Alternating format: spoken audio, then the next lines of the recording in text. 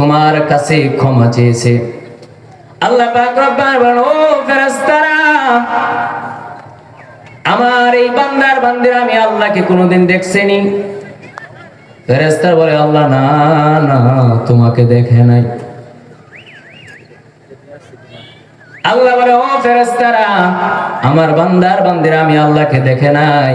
তখন ফেরেশতা ডাক দেয়, আল্লাহ, শুধু এখানে শেষ না,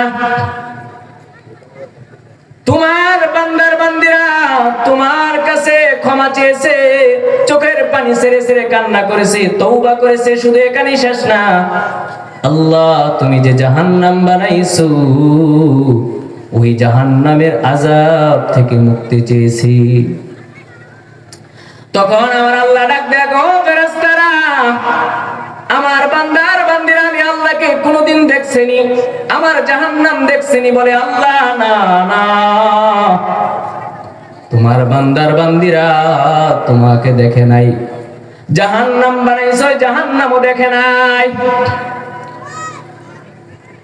তখন আমার আল্লাহ ডাক দেয়, ও ফেরেশতারা, তোমরা সাক্ষী থাকো, আমি আমার এই বান্দা বান্দির গুনাহগুলিকে মাফ করে দিলাম।